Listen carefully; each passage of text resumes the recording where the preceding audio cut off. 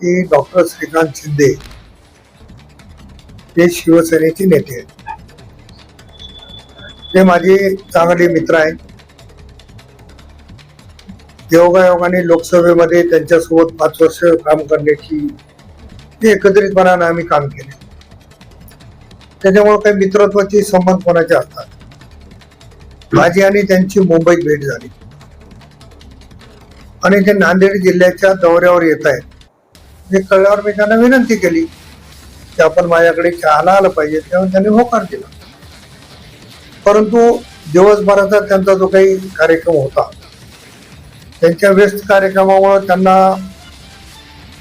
त्यांचे कार्यक्रम संपवायला साधारणतः 11:30-12 वाजले आणि नंतर मला फोन आला की मी उद्या सकाळी तुमच्याकडे येतो. कारण दुसऱ्या दिवशी सकाळी माझ्याकडे काही घरगुती कार्यक्रम बाहेरगावी असला.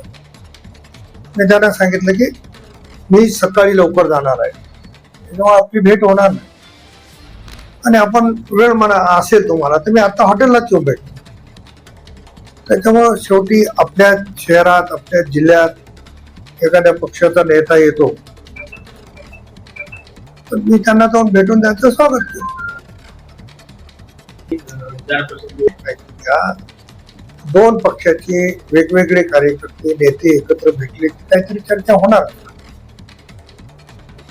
बाबा जिल्हा परिषद मध्ये कसं राहील, भविष्यात कसं राहील, विधान परिषद कशी होईल, त्या चर्चा जनरल होणार. त्याच्यामध्ये वेगळं काहीच नाही. मीच नाही, आणखी माझ्या ठिकाणी कोणी गेलो तसं समजा माझ्याकडे कोणी आलं भेटायला, मी तेच विचारलं. त्याच्यामुळे अशा चर्चा झालेल्या आहेत. महानगरपालिकेमध्ये तुम्ही दोघेही नेते युतीचे तुम्ही पण म्हणता की युतीचा प्रभाव आम्हाला मान्य आहे, पण कालची भेट आणि लोकशाही आणि नांदेडमध्ये हुकुमशाही जास्त दोन गिराईक असतात, नेमकं काय करायचं? त्याचा अर्थ कोण काय काढते.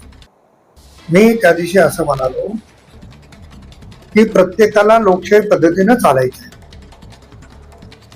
कोणाला हुकुमशाही मान्य नाहीये. आम्ही दोघं काय बोललो त्यापेक्षा 25 लोकांनी साधारणतः नामनिर्देशन पत्र विकत घेतलं. आता 25 लोकांनी काय घेतली, लोकशाही आहे ना, त्यांना घेऊ नका म्हणता येईल का? आपण जर त्यांना घेऊ दिलं नाही, त्यांचे जबरदस्ती विड्रॉल केले तर हुकुमशाही झाली. लोकांना ते मान्य होत नाही. कोण निवडणुकीत राहावं, कोण राहू नये, हा त्यांचा विषय आहे. आणि मी हे पण सांगितलं की निवडणूक अटळ आहे. नांदेडमध्ये निवडणूक अटळ आहे. ते कोण उभे राहील कोण राहणार नाही हे मला, मी युतीचा धर्म पाळेल.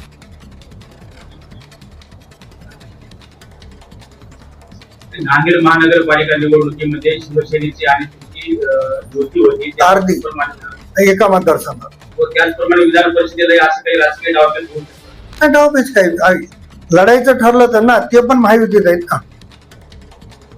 जर आम्हाला भाजपच्या विरोधात लढायचं असेल तर युतीचा विषय. आम्हीच भाजपच्या सोबत आहोत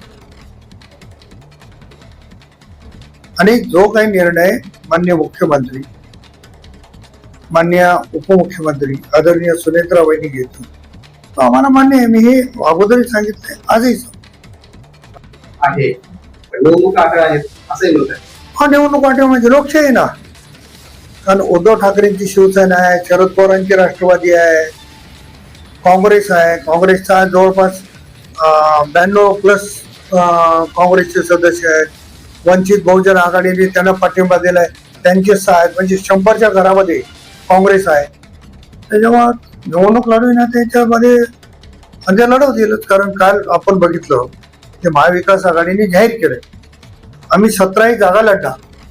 आता कोण किती लढायचे त्यांचा विषय. जसं महायुती लढणार आहे तसं आघाडी पण लढणार आहे. त्याच्यामुळे निवडणूक अटळच आहे ना. मी म्हणल्यामुळे त्याला वजन काही वेगळं प्राप्त व्हायची गरज नाही.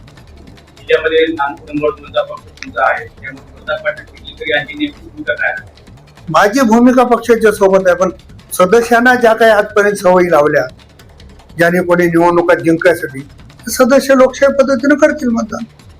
तुमची भूमिका महायुती सोबत राहण्याची आहे, प्रवीण पाटील दीक्षित आणि परिणिताताई देवरे यांची भूमिका काय? प्रवीणने फॉर्म घेतल्याचं मला मीडियाच्या मार्फतच कळालं.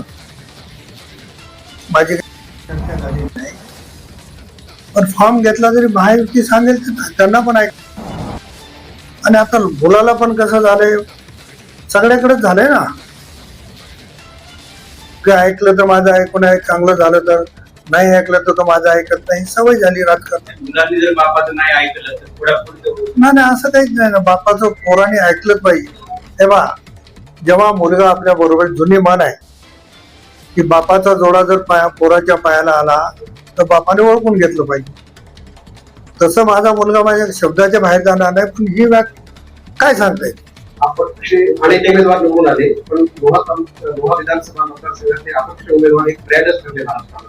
या विधान परिषदेमध्ये कोण लोहा विधानसभेचे प्रताप पाटील हे अपक्षाचे ब्रँडच ठरले त्या काळी. आणि अपक्ष काय करू शकतात ते अख्ख्या महाराष्ट्राला नाही झालं. तसं या विधान परिषदेमध्ये अपक्ष नावाने काय निर्माण होईल. मी आज काय सांगणार नाही. आता घोडा मैदान जवळ आहे. प्रत्येक निवडणुकीमध्ये प्रवीण पाटील चिखलीकर यांनी काय प्रत्येक भागात मी कुठं म्हणालो एखाद्या वेळेस त्यांची भूमिका आणि त्यांची भूमिका काय तीच मी ऐकली नाही ना. त्यांची भूमिका ऐकल्यावर मी ठरवेल किंवा त्यांनी काय त्यांचं काय मत आहे. आणि त्यांना पण सवय झाली ना, मी जेवढे पक्ष बदलले तसं त्यांनाही पक्ष बदलायची सवय लागली ऑटोमॅटिक. माझ्यासोबत राहणारे सगळे आपण बघितलं की कंधार नगरपालिका असेल, लोहा नगरपालिका असेल, जिल्हा परिषद असतील, कधी आपण कोणत्या चिन्हावर लढवल्या, कधी कोणत्या चिन्हावर लढवल्या, कधी कोणत्या चिन्हावर लढवल्या. लोकांनाही माहीत झालंय, त्यामुळे तो काही विषय. कंधार तालुक्यामध्ये डिझेलचाही थोडा चालू आहे. नाही, ही गोष्ट खरी आहे की कंधार तालुक्यातच आहे असं नाही, अख्ख्या जिल्ह्यामध्ये तुटवड्याची आणि अनेक ठिकाणी पंप बंद असल्याची बोर्ड लागलेली आहे. मला पण अनेक शेतकरी फोन करतायत की आता शेतीच्या मशागतीचे दिवस चालू आहेत आणि आता जर मशागत त्यांना करता आली नाही तर मग येणाऱ्या पावसाळ्यात त्रास होतो. मी एक शेतकऱ्याचा मुलगा आहे, मला त्याची जाणीव आहे. म्हणून आम्ही जिल्हाधिकाऱ्यांची देखील चर्चा केली आणि माननीय जिल्हाधिकाऱ्यांनी मध्ये एक पत्रक काढलं की बॉटलमध्ये, कॅनमध्ये किंवा कुठल्याही वस्तूमध्ये डिझेल देऊ नये. पण शेतकऱ्यांचा आग्रह आहे किंवा आम्ही ट्रॅक्टर तिथून आणा, लाईनला लावा आणि मग आमच्या ट्रॅक्टरचं एवढं डिझेल जर त्याच्यापेक्षा तेवढंच डिझेल आम्हाला दिलं तर आम्ही तेवढ्या डिझेलमध्ये शेतात काम करू शकतो. हे जरी वास्तव असलं तर त्याच्यातूनही काळा बाजार घडू शकतो, ही भीती लक्षात घेऊन माननीय कलेक्टर महोदयांनी काळजी घेतलेली आहे.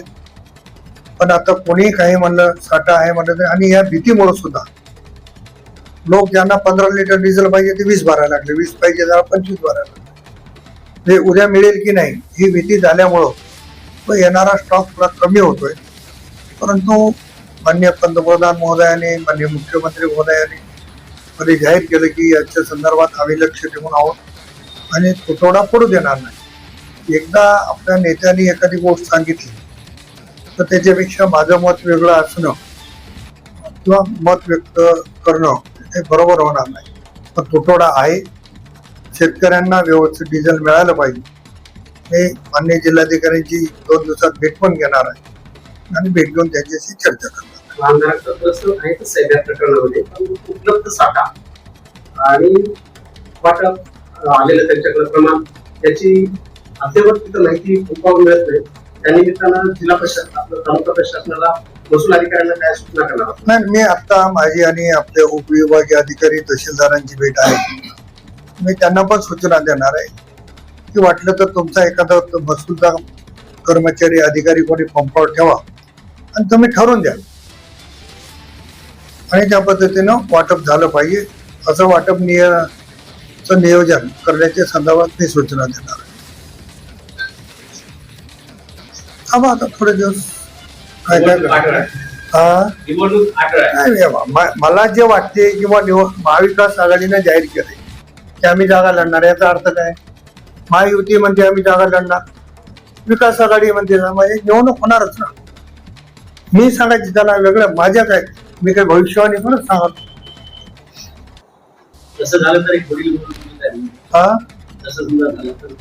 मला पक्षाच्या सोबत राहावं लागेल. मी आज राष्ट्रवादीच्या चिन्हावर आहे, तर मला पक्षाच्या सोबत राहावं लागेल. तसाच युती धर्म राहील. त्याप्रमाणे तुम्ही युती धर्म पाळला त्याचप्रमाणे या निवडणुकीत अहो आपण जे आता युतीमध्ये आहे युतीचा धर्म फळावा लागेल. या पोलिसात ठीक आहे.